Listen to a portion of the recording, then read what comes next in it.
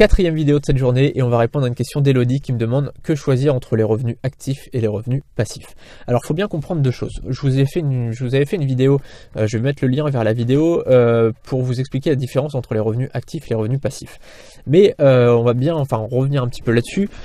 Vous savez, les revenus passifs, c'est ce qu'il y a le mieux. C'est-à-dire que c'est des revenus automatiques qui tombent tous les jours, même quand vous dormez, même quand vous allez en voyage, même quand, voilà, peu importe.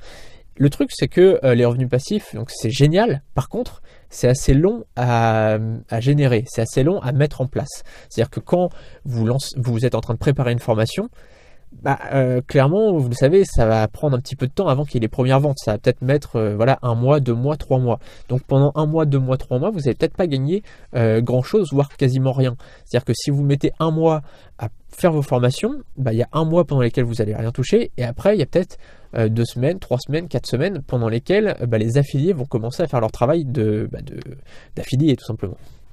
Et donc à ce moment-là, ça va être un peu risqué parce que vous n'allez pas pouvoir remplir votre frigo. Donc ça, les revenus passifs, c'est génial. Par contre, il faut bien savoir que à ce moment-là, avec les revenus passifs, vous n'allez rien toucher pendant quelques temps.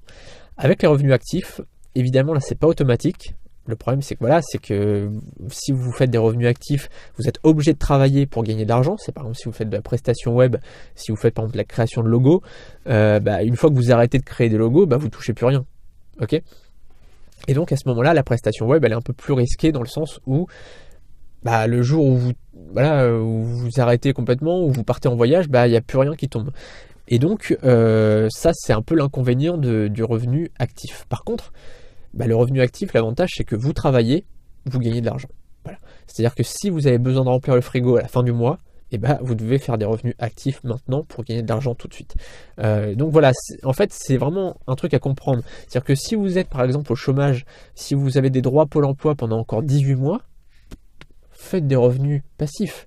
Faites des revenus passifs puisque vous savez que vous allez toucher 1 000 € par exemple par mois pendant 18 mois. Donc à ce moment-là, faites uniquement des revenus passifs parce que vous savez que vous allez vous construire un revenu automatique qui tombera tous les mois. Donc autant choisir à ce moment-là le revenu passif puisque vous savez que peu importe ce que vous faites, si vous ne faites pas de vente pendant 3 mois, c'est pas grave parce que vous avez vos Pôle emploi qui tombent.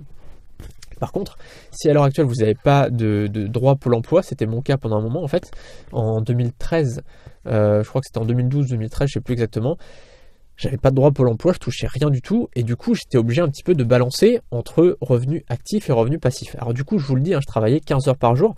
Pourquoi ? Parce que je faisais des revenus actifs pour gagner de l'argent tout de suite maintenant, pour tout simplement vivre. Voilà, tout simplement.